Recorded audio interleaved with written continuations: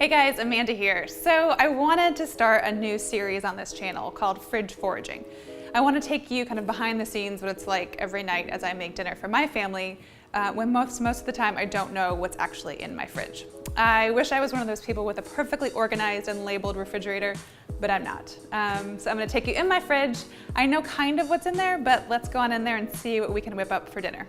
So welcome to my refrigerator. You can tell that it's kind of like a smorgasbord of crazy going on in here. Let's see, I've got some pies. I don't think we want to have like pie for dinner, just some like random pies. We can make milkshakes out of those. Let's focus on dinner though. Dinner. We need some savory stuff. So I have half of a rotisserie chicken. You see that? I don't know, I'm not feeling chicken tonight. Let's see what else. I've been going to the farmer's market a bunch. And I have just like crazy amounts of greens that are kind of almost dying.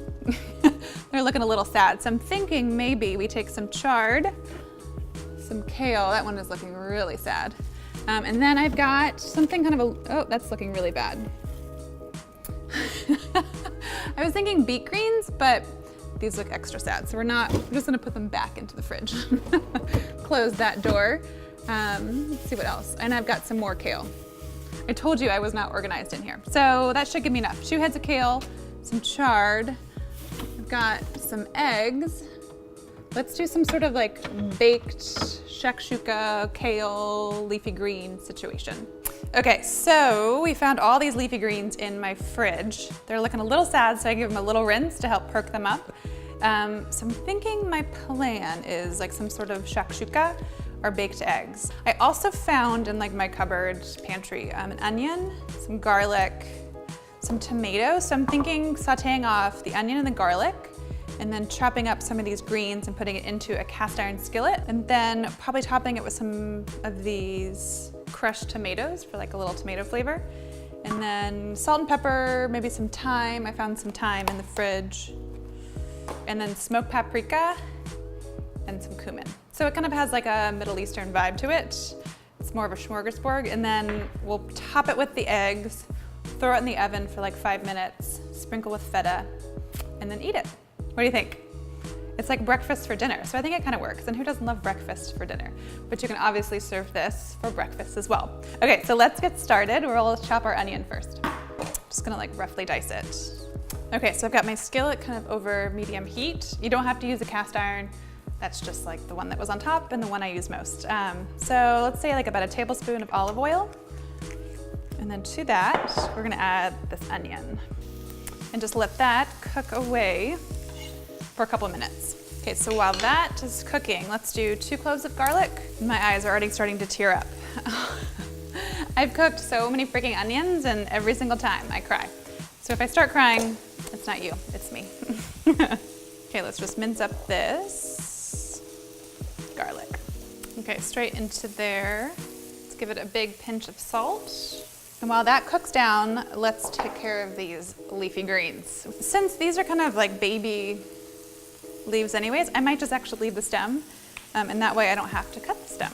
When I worked at the restaurant, I got kind of like the prep cook duties. This was like a while ago when I first graduated cooking school.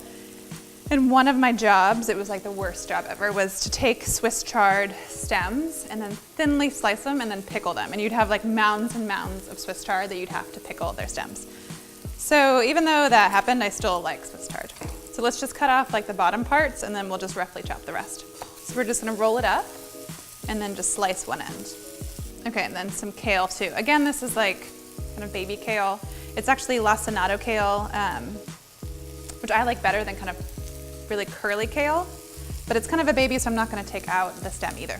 And let's let this wilt down for a couple minutes. My husband hates green things. He takes lettuce off of hamburgers.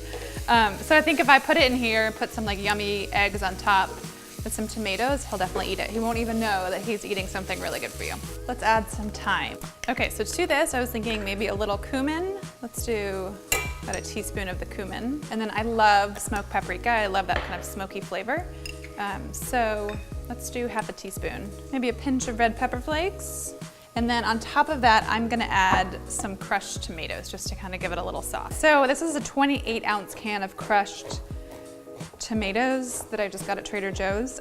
Let's put half of it in there. Okay, I like it, I like it. I like where this is heading.